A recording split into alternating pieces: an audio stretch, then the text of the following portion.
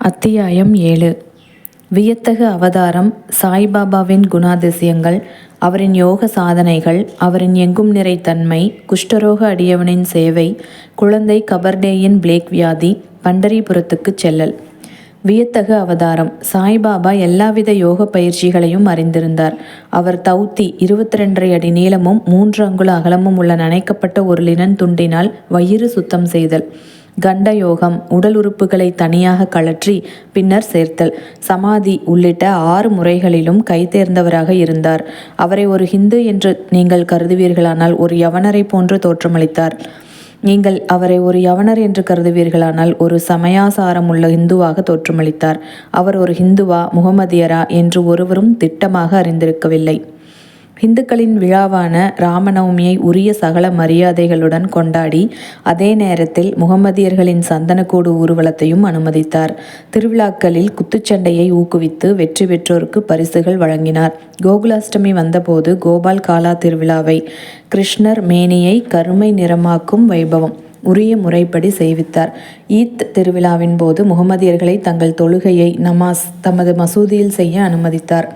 ஒருமுறை மொஹரம் திருவிழாவின் போது சில முகமதியர்கள் மசூதியில் ஒரு தாசியா அல்லது தாபூத் முஸ்லிம் ஞானியரின் பாடை உருவகம் செய்யவும் அதை சில நாட்கள் மசூதியில் வைத்திருந்து கிராமத்தின் வழியாக ஊர்வலமாக எடுத்துச் சென்று புதைக்கவும் தீர்மானித்தனர். 4 நாட்களுக்கு தாபூத்தை மசூதியில் வைக்க சாய்பாபா சம்மதித்தார். 5வது நாள் சிறிதளவும் தமது செயலுக்காக வருந்தும் தன்மையே இன்றி மசூதியில் இருந்து அதை அப்புறப்படுத்தினார். நீங்கள் அவரை ஒரு முகமதியர் என்று கூறுவீர்களானால் ஹிந்து மத வழக்கப்படி காது குத்தப்பட்டிருந்தார். நீங்கள் அவரை ஹிந்து என்று கருதுவீர்களானால் அவர் சுன்னத் கல்யாணம் செய்கிற வழக்கத்தை ஆதரித்தார்.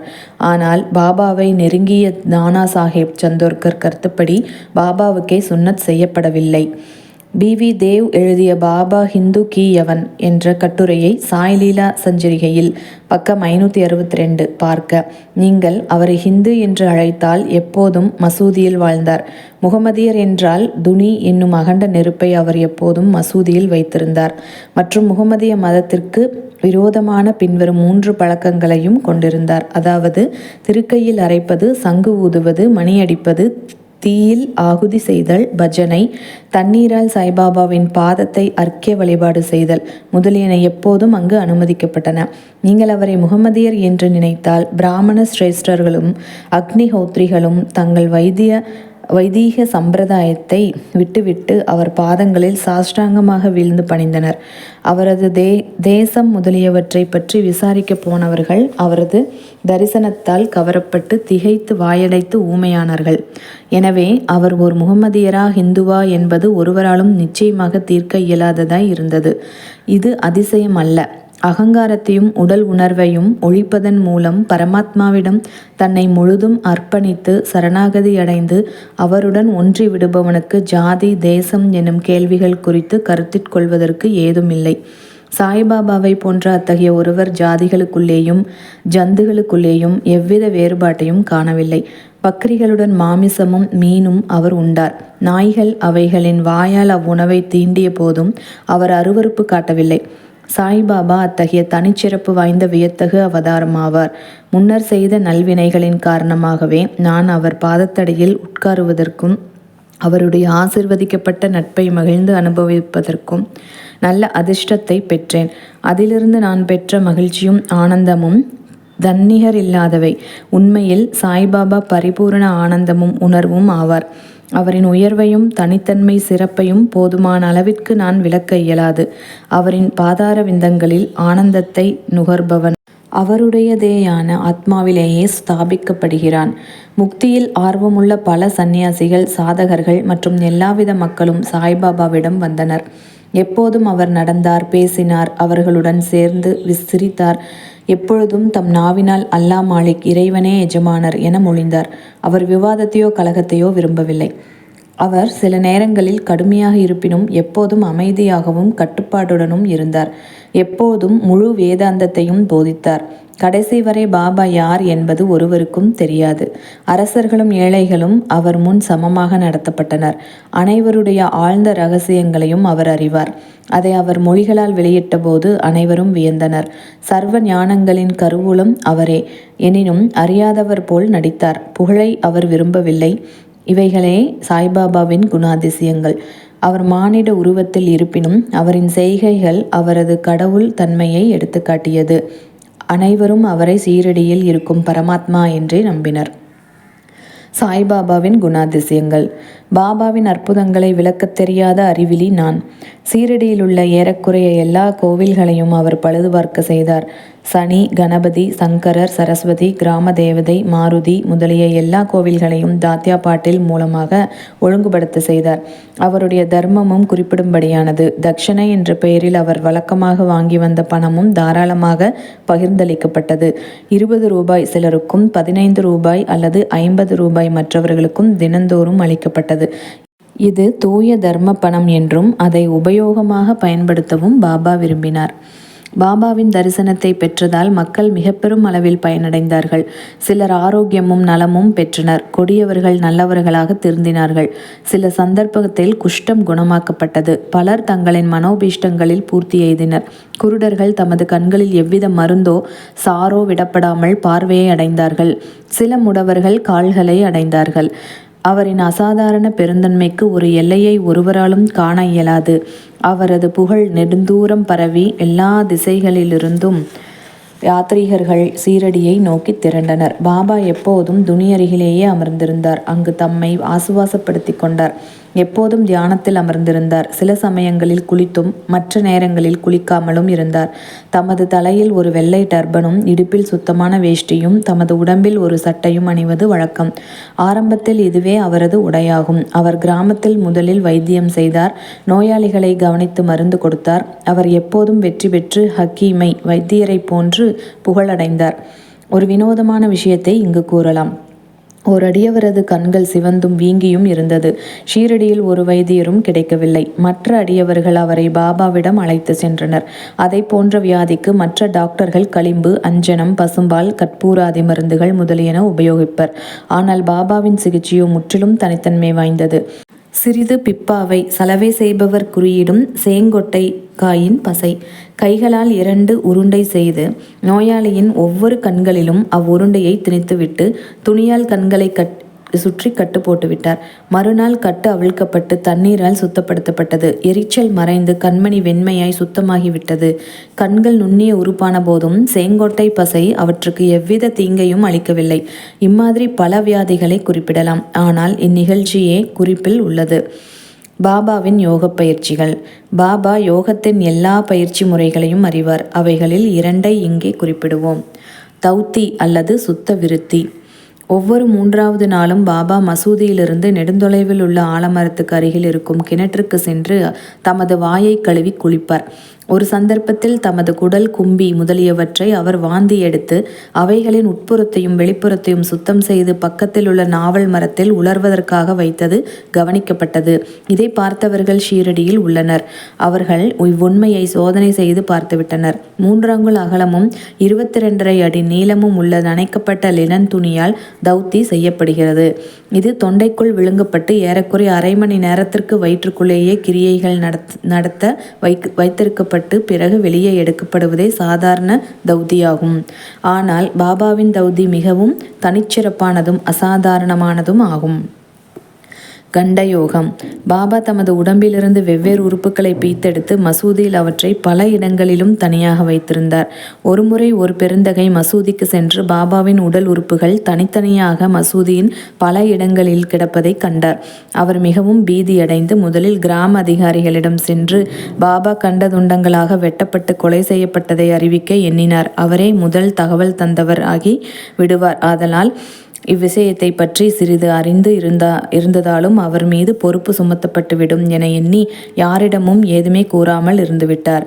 ஆனால் மசூதிக்கு சென்றபோது பாபா தேக ஆரோக்கியத்துடன் திடகாத்திடமாக முன்போலவே இருப்பதைக் கண்டு மிகவும் அதிசயமடைந்தார். தான் முதல் நாள் பார்த்தது வெறும் கனவு என்றே அவர் எண்ணினார். பாபா தமது சிசு பருவத்தில் இருந்தே யோகம் பயின்றார். அவர் பெற்றுள்ள திறமையை ஒருவரும் அறிந்திருக்கவில்லை, அன்றி ஊகிக்கவும் இல்லை. தமது சிகிச்சைகளுக்கு எவ்வித பணமும் அவர் வசூலிக்கவில்லை. தமது தகைமைகளின் திறத்தின் பயனால் புகழ்பெற்று பெருமையுற்றார்.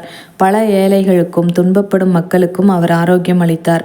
வைத்தியர்களில் எல்லாம் தலைசிறந்த புகழ்பெற்ற வைத்தியரான அவர் தமது தேவைகளை லட்சியம் செய்யவில்லை. மற்றவர்களின் நன்மைக்கும் சௌகரியத்திற்குமே எப்போதும் உழைத்தார். தாங்க முடியாத பயங்கர வலிகளை எல்லாம் தாமே பல முறைகளில் தாங்கி துயருற்றிருக்கிறார். எங்கும் நிறைந்திருக்கும் மிகவும் கருணையுடைய பாபாவின் குணாதிசயத்தை எடுத்து காண்பிக்கும் அத்தகைய ஒரு நிகழ்ச்சியை இங்கு தருகிறேன். பாபாவின் எங்கும் நிறைத்தன்மையும் கருணையும். 1910ஆம் ஆண்டில் தீபாவளி விடுமுறையின் போது பாபா துணிக்கருகில் அமர்ந்து குளிர் காய்ந்து கொண்டிருந்தார். பிரகாசமாக எரிந்து கொண்டிருந்த துணியில் விறகை நுழைத்தார். சிறிது நேரத்திற்கு பின் விறகுகளை நுழைப்பதற்கு பதில் பாபா தமது கரத்தையே துணி உள்ளே நுழைத்து விட்டார். கரம் உடனே கருகி வெந்து விட்டது. இது வேலையாள் மாதவாலும் மாதவ்ராவ் தேஷ்பாண்டேயாலும் உடனே கவனிக்கப்பட்டது. உடனே அவர்கள் பாபாவிடம் ஓடினார்கள். மாதவ்ராவ் தனது கைகளை பாபாவின் இடுப்பில் கொடுத்து சேர்த்து வலிந்து பின்னால் இழுத்து, தேவா, எதற்காக இங்கனம் செய்தீர் என்று கேட்டார். பின்னர் பாபா தம் உணர்வுக்கு வந்த பதில் அளித்தார். தொலைதூரத்தில் உள்ள ஏதோ ஒரு இடத்தில் ஒரு கொல்லனின் மனைவி உலைக்களத்தில் இருந்த துர்த்தியில் வேலை செய்து கொண்டிருந்தாள். அப்போது அவளது கணவன் அவளை கூப்பிட்டான். அவள் தனது இடுப்பில் குழந்தை இருப்பதை மறந்து அவசரமாக ஓடினாள். அதனால் ஊது உலைக்களத்தில் குழந்தை நழுவி விழுந்து விட்டது. நான் உடனே உலைக்களத்தில் கையை விட்டு குழந்தையை காப்பாற்றினேன். எனது கரங்கள் வெந்து போனதை பற்றி நான் பொருட்படுத்தவில்லை. குழந்தையின் உயிர் காக்கப்பட்டதை எண்ணி நான் மகிழ்வடைகிறேன். குஷ்டரோக அடியவனின் சேவை.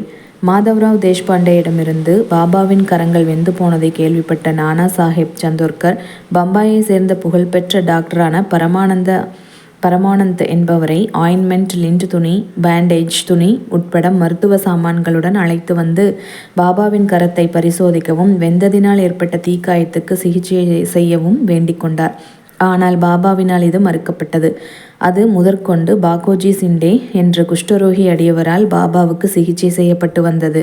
வெந்து போன இடத்தை நெய் போட்டு நன்றாக தேய்த்துவிட்டு ஒரு இலையை அதன் மீது வைத்து கட்டிவிடுவது அவரது சிகிச்சையாகும். நானா சாஹேப் பலமுறை பாபாவிடம் அந்த கட்டை நீக்கிவிட்டு டாக்டர் பரமானந்தை காயத்தை சோதிக்கவும் சிகிச்சை செய்யவும் குணப்படுத்தவும் அது விரைவில் குணப்படும் எண்ணத்துடன் கேட்டுக்கொண்டார். டாக்டர் பரமானந்தும் அதை ஒப்ப பலமுறை வேண்டுகோள் விடுத்தார். ஆனால் அல்லாவே அவரது மருத்துவர் என்று கூறி பாபா மறுத்துவிட்டார். அவரை தமது கையை சோதிக்க அனுமதிக்கவே இல்லை. டாக்டர் பரமானந்தின் மருந்துகள் ஷீரடியில் உபயோகப்படுத்தப்படவில்லை. இருப்பினும் டாக்டருக்கு பாபாவின் தரிசனத்தை பெறும்படியான நல்லதிர்ஷ்டம் இருந்தது. தினந்தோறும் பாகோஜி அவர் கரத்திற்கு சிகிச்சை செய்ய அனுமதிக்கப்பட்டார். சில நாட்களுக்கு பின் கரம் குணப்படுத்தப்பட்டது. அனைவரும் மகிழ்ச்சியுற்றனர். ஏதோ லேசான வலி இன்னும் இருந்திருக்குமோ இல்லையோ என்பதை நாம் அறியோம். தினந்தோறும் பாகோஜி தனது நியதிப்படி கட்டுகளை தளர்த்தி நெய்யினால் நன்றாக மீண்டும் தேய்த்து அழுத்தி கட்டு போடுவார். இது சாய்பாபாவின் மகா சமாதி வரை நடைபெற்றது. அவர் ஒரு முழு சித்தரானதால் இந்த சிகிச்சை உண்மையில் அவருக்கு தேவை இருக்கவில்லை. ஆனால் தமது அடியவர் மீதுள்ள அன்பின் காரணத்தினால் பாகோஜியினது உபாசனையை சேவையை முழுவதுமாக தடையின்றி நடத்த அனுமதித்தார். பாபா லெண்டி தோட்டத்திற்கு புறப்பட்ட போது பாகோஜி அவருக்கு குடைபிடித்து அவருடன் கூட சென்றார். துணிக்கருகிலுள்ள கம்பத்தருகில் பாபா அமர்ந்ததும் பாகோஜி தனது சேவையை ஆரம்பித்தார். பாகோஜி முந்தைய ஜென்மத்தில் தீவினையாளர். அவர் குஷ்டரோகத்தால் அவதியுற்று கொண்டிருந்தார். அவரது கைகள் சுருங்கியிருந்தன. அவர் உடம்பு முழுவதும் சீழாகி மோசமாக நாற்றமடித்தது. வெளியில் அவர் துரதிர்ஷ்டசாலியாக இருப்பதைப் போல் தோன்றினாலும் அவர் மிகவும் அதிர்ஷ்டசாலியாகவும் மகிழ்ச்சி உள்ளவராகவும் இருந்தார். ஏனெனில் அவரே பாபாவின் முதன்மையான சேவகர். பாபாவின் நட்பினால் உண்டாகும் நன்மைகளை அடைந்தார். குழந்தை கபர்டேயின் பிளேக் வியாதி. பாபாவின் மற்றொரு வியத்தகு லீலையை இப்போது கூறுகிறேன். அமராவதியை சேர்ந்த தாதா சாஹேப் கபர்டேயின் மனைவி சீரடியில் தன் இளம் புதல்வனுடன் சில நாட்கள் தங்கியிருந்தாள். அப்போது அவளது புதல்வனுக்கு அதிக காய்ச்சல் வந்து அது நெறிக்கட்டி பிளேக்காக பெரிதானது. தாயார் பயந்து போய் மிகவும் மனவேதனை அடைந்தாள். பின்பு அமராவதிக்கு செல்ல நினைத்து பாபா வழக்கமாக மாலையில் சுற்று வரும்போது வாதாவுக்கு சமாதி மந்திர் அருகில் வந்து கொண்டிருக்கையில் அவருடைய அனுமதியை பெறுவதற்காக பக்கத்தில் சென்று நடுங்கும் குரலில் தனது இளம் புத்திரன் பிளேக்கால் பீடிக்கப்பட்டிருப்பதை தெரிவித்தாள். பாபா அவளிடம் அன்பாகவும் மிருதுவாகவும், வானம் மேகங்களால் சூழப்பட்டிருக்கிறது, அவைகள் உருகி ஓடிவிடும், எல்லாம் எளிதாகவும் தூயதாகவும் ஆகிவிடும் என்று கூறினார். இவ்வாறு கூறிக்கொண்டே தமது கப்னி உடையை இடுப்பு வரை தூக்கி அங்கு பிரசன்னமாயிருந்த அனைவருக்கும் நன்றாக பெரிதாக முட்டையளவிற்கு தோன்றியிருந்த பிளேக் கட்டிகளை காண்பித்து, பாருங்கள், எனது அடியவர்களுக்காக நான் எங்கனம் கஷ்டப்பட வேண்டியிருக்கிறது, அவர்களது கஷ்டங்களெல்லாம் எனதேயாகும் என்றார். இந்த சிறப்பான அசாதாரண செயலை மக்கள் கண்ணுற்று, ஞானிகள் தங்கள் அடியவர்களின் துன்பங்களை தாங்குகிறார்கள் என்று உறுதியடைந்தனர். ஞானிகளின் உள்ளமோ மெழுகை விட மிருதுவானது, உள்ளும் புறமும் அது வெண்ணெயைப் போன்று மிருதுவாக இருக்கிறது. எவ்வித லாபம் பெறும் நோக்கமின்றியே அவர்கள் தங்கள் அடியவர்களை நேசிக்கிறார்கள், அவர்களை உண்மை உறவினராயும் எண்ணுகிறார்கள். பண்டரிபுரத்துக்கு செல்லுதலும் அங்கு தங்குதலும். பாபா எவ்வாறு தம் அடியவர்களை நேசித்தார், அவர்களின் விருப்பங்களையும் முயற்சிகளையும் எங்கனம் ஆவலுடன் எதிர்பார்த்து பூர்த்தி செய்தார் என்பதை சித்தரிக்கும் ஒரு கதையை கூறிய பின்னர் இவ்வத்தியாயத்தை முடிக்கிறேன். கான்தேல் உள்ள தந்தூர்பாரின் மம்லதார் நானா சாஹேப் சந்தோர்கர் பாபாவின் பெரும் அடியவராவார். அவர் பண்டரிபுரத்துக்கு மாற்றலாகும் உத்தரவு வந்தது. சாய்பாபாவிடம் அவர் கொண்டுள்ள பக்தி பழுத்தது. ஏனெனில் அவருக்கு பூலோக வைகுண்டம் என்றழைக்கப்படும் பண்டரிபுரத்துக்கு போய் தங்க உத்தரவு கிடைத்திருக்கிறது. நானா சாஹேப் அவசரமாக வேலையை ஒப்புக்கொள்ள வேண்டிய கட்டாயம் இருந்ததால் அவர் அவ்விடத்திற்கு உடனே ஒருவருக்கும் தெரிவிக்காமலும் எழுதாமலும் புறப்பட்டார். அவர் தனது பண்டரிபுரமான சீரடிக்கு ஒரு திடீர் விஜயம் செய்ய விரும்பினார். தமது விட்டோபா சாய்பாபாவை பார்த்து வணக்கம் தெரிவித்து பின்னர் புறப்பட எண்ணினார். ஒருவரும் நானா சாஹேப் சீரடிக்கு போவார் என்று கனவு கூட காணவில்லை. ஆனால் சாய்பாபா இது அனைத்தையும் அறிவார். ஏனெனில் அவர் கண்கள் எங்கும் வியாபித்திருந்தன. சர்வாந்தர்யாமி. ஷீரடியிலிருந்து சில மைல்கள் உள்ள நீம்காவனை நானா சாஹேப் அடைந்தபோது ஷீரடியில் மசூதியில் ஒரு பரபரப்பு ஏற்பட்டது. பாபா உட்கார்ந்து கொண்டு மகள் சபதி, அப்பரண்டே, காராம் இவர்களுடன் பேசிக் கொண்டிருக்கையில் திடீரென்று, நாம் நால்வரும் பஜனை செய்வோம், பண்டரிபுரத்தின் கதவுகள் திறந்திருக்கின்றன, நாம் மகிழ்ச்சியாய் பாடுவோம் என்றார். அப்போது கோஷ்டியாக அவர்கள் பாடத் தொடங்கினர். அதன் பல்லவி: நான் பண்டரிபுரத்துக்கு போக வேண்டும், அங்கே தங்க வேண்டும், ஏனெனில் அதுவே எனது பரமாத்மாவின் வீடு. பாபா பாடினார். அடியவர்களும் அவரை தொடர்ந்து பாடினர். சிறிது நேரத்தில் நானா சாஹேப் தனது குடும்பத்துடன் வந்து பாபாவின் முன்னால் வீழ்ந்து பணிந்து அவரை தங்களுடன் பண்டரிபுரத்துக்கு வரவும் அங்கு தங்களுடன் தங்கும்படியும் வேண்டிக் கொண்டார். அவ்வேண்டுகோள் பாபாவுக்கு தேவையாயிருக்கவில்லை. ஏனெனில் மற்ற அடியவர்கள் நானா சாஹேபிடன் பாபா ஏற்கனவே பண்டரிபுரத்திற்கு போவதற்கும் அங்கு தங்குவதற்குமான ஊக்கத்துடன் இருப்பதாக தெரிவித்தனர்.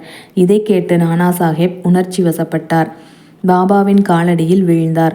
பிறகு பாபாவின் அனுமதி, உதி மற்றும் ஆசிர்வாதங்களை பெற்றுக்கொண்டு நானா சாஹேப் பண்டரிபுரத்துக்கு புறப்பட்டார். பாபாவின் கதைகளுக்கு ஒரு முடிவில்லை.